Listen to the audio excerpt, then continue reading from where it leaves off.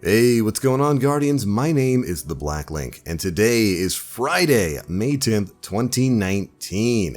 That's right, it is another Xursday, and we are here to detail the items in the inventory of the Agent of the Nine for this week, as well as finally get started on that Invitation of the Nine we've been waiting a week to do since we've been stuck on the tower for 2 weeks. Glad we finally got that worked out. When you log into Destiny today, you're going to get this splash screen, Next Week in Destiny, telling us what's coming up next. Xur's final Invitation of the Nine will become available for eligible players. It's for people who completed all of the invitations up until then. That's next Friday.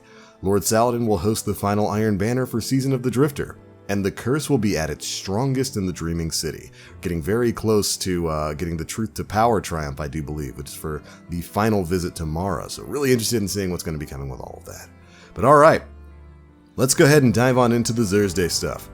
This week, you're going to find Xur in the tower. He'll be over in the Tower Hangar located right behind the Dead Orbit. So go ahead and load into the tower, make your way over here, and in the back of the rafters, you will find Xur. Alright, big guy, what have you got for us this week? Alright, taking a sneak peek here, we've got a decent weapon for those of you still trying to get your hands on the mountaintop. But first things first, we've got our Faded Isochronal Engram. Of course, you can pick this up for 97 legendary shards, and it should help you complete your collection of non-quest exotics. I'm still waiting on a few things. One-Eyed Mask and Shards of Galanor. I swear, this game just refuses to hand those things over.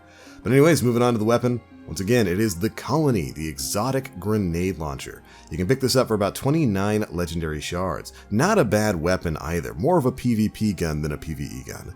This grenade launcher comes with insectoid robot grenades. This weapon's grenades are insectoid robots that chase targets and explode close to them. And it does exactly that. You fire it, they seek out the nearest target, and they blow up on top of them. They're pretty good at finding their targets as well, although if you can jump high enough, you can generally get away from them when they detonate.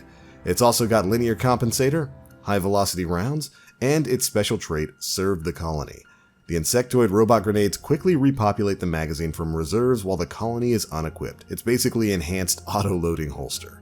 Finally, we've got the composite stock. It's not a bad weapon at all. I do think they should probably work on the AI for the insectoids a bit, make them a little bit more aggressive so that you can get a bit more consistency for this thing inside PvP, because right now, like I said, if you're paying attention and you know somebody's got a colony, you just jump and basically you'll dodge all of the insectoids, as long as you're not standing next to a wall, because they will run up those things. But overall, it's a fantastic grenade launcher. It's a lot of fun. Definitely pick it up if you haven't gotten it already. Alright, moving on to the Hunter Exotic, we've got the Young Ahamkara's Spine. This exotic Hunter Gauntlet comes with the ability Wish Dragon Teeth. Increases Trip Mine Grenade duration and blast radius. Ability damage grants Trip Mine Grenade energy. Remember when the Revelry was live, if you played a lot of PvP and noticed that Trip Mines were absolutely everywhere and were killing you a little bit easier? Yeah, it's because of these things. This is what made those things last forever and basically one-shot you. It's also coming with Fusion Rifle Loader, Hand Cannon Loader, Impact Induction, Sniper Rifle Scavenger, and Machine Gun Scavenger. The usual setup for these things. Right, moving on to Titans, we've got the Mask of the Quiet One, the Mask of the Spooky One. Decent helmet. It's got the ability Dreaded Visage. Grants ability energy when you're damaged. When critically wounded, you regain maximum health on kills. This is another thing you'll see a lot of people using in PvP and stuff like that, although, you know, if you've got a one-eyed mask, you're better off just using that thing. It's coming with Fusion Rifle targeting, Hand Cannon targeting, Hands-On, Sniper Rifle reserves, and Machine Gun reserves. Not a bad build at all. Alright, finally, for Warlocks, we've got the Eye of Another World. This exotic Warlock helmet was once considered to be pretty useless, but very pretty. You know, it's a very pretty helmet. Look at that, look at that. It reminds me of that, oh gosh, I can't remember the name of it, but that one Warlock exotic helmet in Destiny 1 that had like the galaxy in the faceplate, but it was absolutely worthless. That's kind of the Eye of Another World. Well, maybe not. It's got Cerebral Uplink, highlights priority targets and improves the regeneration speed of your grenade, melee, and rift abilities. So, like Revelry Light, basically.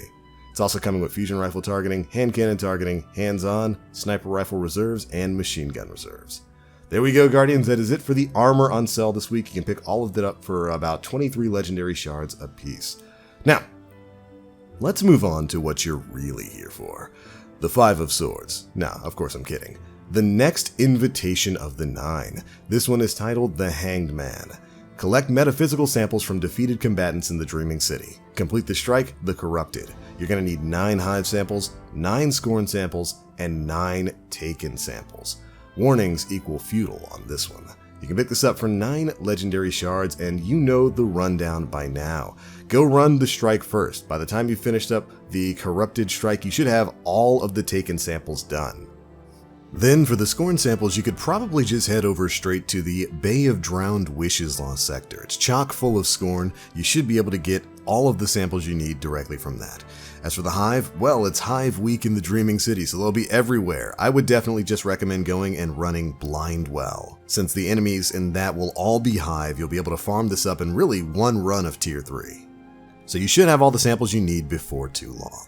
Then, as usual, once you've gotten everything you need, head on over to the hall, jump through the portal, and enjoy this week's Invitation of the 9-Bit of Lore. And that's where I'm going to leave you, Guardians. Hopefully you got something good from your faded engrams this week. And I do hope you enjoyed this week's bit of lore. It's got some pretty sinister tones for the future. But alright, I'm out for now. Thank you all so much for watching. And as always, I am the Black Link. You Guardians, stay frosty.